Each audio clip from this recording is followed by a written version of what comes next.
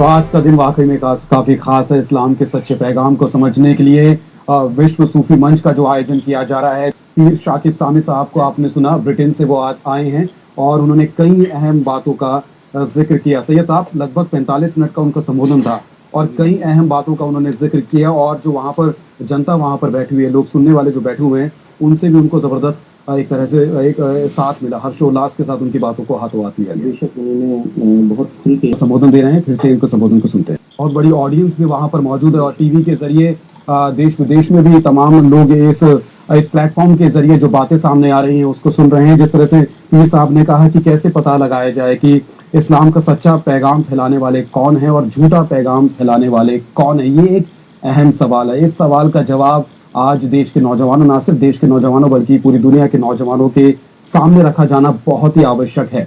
एक बार फिर से चलते हैं दिल्ली के रामलीला मैदान, जहां पर पीर शाकिब सामी साहब अपना संबोधन दे रहे हैं। फिर से इनको संबोधन को सुनते हैं। दुनिया की फदाश में जो लुटेरे दीन इस्लाम को बदनाम करने की कोशिश कर रहे हैं, हमारी नौजवान नस्ल को बदनाम करने की कोशिश कर रहे हैं, उनसे बचाओ कि सोना जंगल, रात अंधेरी, छाई बदली काली है, सोने वालों जागते रहियो, चोरों की रखवाली है। जब ये चोर रखवाले बन जाए तो हमें कठोर अल्फाज में जवाब देना होगा, अपनी नौजवान नस्ल को बचाना होगा। सूफी अपने मुरीद की तरबियत करेगा। यहाँ बुजुर्ग मौजूद थे, उन्होंने कहा भारत को हम चलाएंगे, एमपी हम बनाएंगे, मेंबर ऑफ पार्लियामेंट हम बनाएंगे। मैं आपके इस जुमले की तारीफ करता हूँ। याद रखो सूफियों, भारत हमसे है, हम हैं तो भारत है, हम नहीं तो भारत नहीं। हम हैं। आपने मेरे जुमलों पर गौर नहीं किया, मैं क्या अर्ज कर रहा हूं? हामीम, भारत हमसे है, हम हैं तो भारत है, हम नहीं तो भारत नहीं। है और मीम, है से हिंदू, मीम से मुस्लिम, है से हिंदू, मीम से मुस्लिम। यहाँ हिंदू भी बसते हैं, यहाँ मुस्लिम भी बसते हैं, ये दोनों अमन के साथ रहेंगे। तो मैं ये कहने में हक बचाने, भारत हमसे है, हम हैं तो भारत है, हम नहीं तो भारत। इसके अलावा इसका हरगिज़ ये मतलब नहीं है कि हम हिंदुओं को मुसलमान कह दें या किसी ईसाई को मोमिन कह दें, किसी यहूदी को मोमिन कह दें। डॉक्टर ताहिरुल कादरी साहब के मुतालिक जो सवाल किया गया है, उसी सवाल का जवाब दे रहा हूं। उनके अपने नजरियात हैं, हमारे अपने नजरियात हैं। एतकादी इख्तिलाफ जो है उसको वाज़ेह कर रहा हूं। हमारे नजदीक यहूदियों को मोमिन कहना सरीह नसूस का इनकार है, ईसाइयों को मोमिन कहना सरीह नसूस का इनकार है। हमने मुफक्किर इस्लाम डॉक्टर ताहिरुल कादरी साहब के खिताबात इस हवाले से मुफस्सल सुने, उनकी वजाहत सुनी, लेकिन हमारे नजदीक, और मैं कौन होता हूँ ये कहने वाला, ये मेरे अकाबिर का नजरिया है, ये मेरे अकाबिरीन का अकीदा है। हमारे अकाबिरीन के नजदीक जो वजाहत डॉक्टर साहब बयान फरमा रहे हैं वो हजरत अब्दुल्लाह बिन सलाम और उबई बिन काब रज़ियल्लाहु तआला अन्हुमा के ईमान के मुताल्लिक है। हमारे नजदीक हम न हिंदू को मुस्लिम कहते हैं, न मुस्लिम को हिंदू कहते हैं, न ईसाई को मोमिन कहते हैं, न यहूदी को मोमिन कहते हैं। अगर ये रवैया रहा तो हम हिंदुओं को अपनी मसाजिद में बुलाकर ये कहेंगे कि आप हमारी मसाजिद में आकर आप राम राम कहो, वो कल हमें कहेंगे आप हमारे मंदिरों में आके आप रहीम रहीम कहो। तो रब्बे काबा की कसम, इससे इंतशार मजीद फैलेगा, इख्तिलाफ मजीद फैलेगा।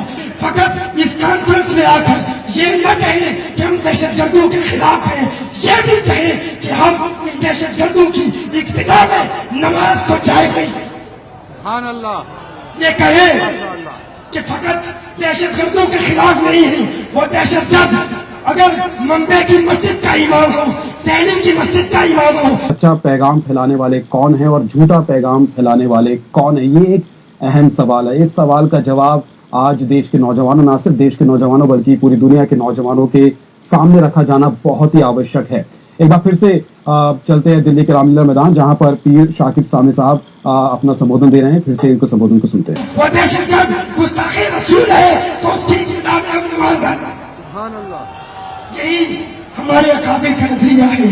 आज मुझे मीडिया वालों ने पूछा, हर बंदा गौसे आजम का नाम लेता है, हर बंदा माइनुद्दीन चिश्ती अजमेरी का नाम लेता है। हम दहशतगर्दों से पूछते हैं, वो कहते respect him, we love him. ہم غوث اعظم کا نام لیتے ہیں, دہشت گرد کرتے ہیں. He was a humble sheikh, he is a humble scholar. We love him, we respect him. میں نے سوچا, غور کیا کہ دیکھوں کوئی ایک ایسا فرد ہو جس سے دہشت گرد نفرت کرتے ہوں اور جس کا نام حد امتیاز ہو, واضح کر دے باتیں رکھنے والا کون ہے, امن کا پرچار کرنے والا کون ہے. رب کعبہ کی قسم, مجھے دور حاضر میں شیخ یوسف النبہانی کی تعلیمات کا مطالعہ کرنے کے بعد اور اپنے اکابرین ہندوستان اور پاکستان کے نظریات کو پڑھنے کے بعد یہ بات روز روشن کی طرح واضح ہو گئی. وہ ایک ہی مرد کلندر ہے, وہ ایک ہی مرد مجاہد ہے کہ جس کا نام اگر دہشت گرد کے سامنے لے لو اس کے چہرے کا رنگ زرد پڑ جائے گا. وہ کون ہے؟ وہ بریلی کا کلندر ہے, وہ بریلی کا مجاہد ہے, وہ امام احمد رضا خان ہے جس کے متعلق میرے اکابر نے کہا شرک تھا جب ناز کرنا احمد مختار پر, نکتچی تھے لوگ علم سید ابرار پر, کفر پر ایک دن مشیت کو جلال آ ہی گیا. میرے آقا کی محبت کا سوال آ ہی گیا. ہر صورت تسکین کی نکلی دلے سیمات سے ایک کرن پھوٹی اچانک چرخ پر مہتاب سے. اس کرن کو اہل دل احمد رضا کہنے لگے, اس کرن کو اہل دل احمد رضا کہنے لگے. اے امام قوم, امت کے نگہبان زندہ باد ہے. امام قوم, صوفیوں کے نگہبان زندہ باد, زندہ باد ہے. صوفی احمد رضا خان زندہ باد. سبحان اللہ.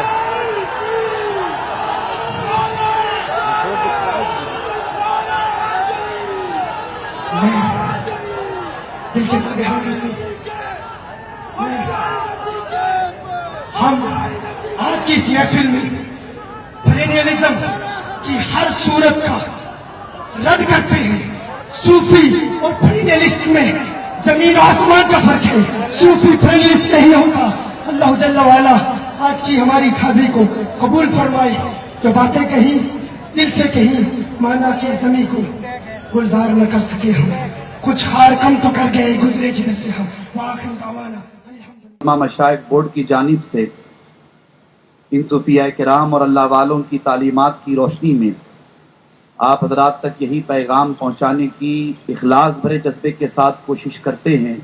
تو آج کا دن واقعی میں کافی خاص ہے. اسلام کے سچے پیغام کو سمجھنے کے لیے وشو صوفی منچ کا جو آیوجن کیا جا رہا ہے. پیر شاکب سامی صاحب کو آپ نے سنا, برٹن سے وہ آئے ہیں اور انہوں نے کئی اہم باتوں کا ذکر کیا. سید صاحب لگ بھگ 45 منٹ کا ان کا سمبودھن تھا اور کئی اہم باتوں کا انہوں نے ذکر کیا, اور جو وہاں پر جنتا وہاں پر بیٹھی ہوئی ہے, لوگ سننے والے جو بیٹھے ہوئے ہیں, ان سے بھی ان کو زبردست ایک طرح سے ایک ساتھ ملا. ہرش و الاس کے ساتھ ان کی باتوں کو ہاتھوں ہاتھ لیا. بے شک انہوں نے بہت کھل کے ایک بات کہی دنیا کے لیے, یعنی کہ میں کوٹ کروں یہاں پہ کہ اگر پوری دنیا چاہتی ہے کہ وہ اپنے آپ کو بچائے تو اس کے لیے سارے سب سماج کے لوگ, یہ مسلمانوں کی ذمہ داری نہیں ہے, برائی کے خاتمے کی سب کی ذمہ داری ہے کہ وہ آگے بڑھے اور اس آگے بڑھنے کے اندر جو ہے وہ بچائے. اور چونکہ یہ اسٹیپ نہیں لیا گیا, اس کے نتائج آپ دیکھ رہے ہیں کہ لیبیا تباہ ہو گیا, اس کا نتائج آپ دیکھ رہے ہیں کہ سیریا تباہ ہو گیا. وہاں کے 5 کروڑ لوگ بارڈر کے اوپر اس جاڑے میں اور بھوک کے ساتھ جو ہے مر گئے. 70 لاکھ لوگ اس دیش سے دوسرے دیش جانے کے اندر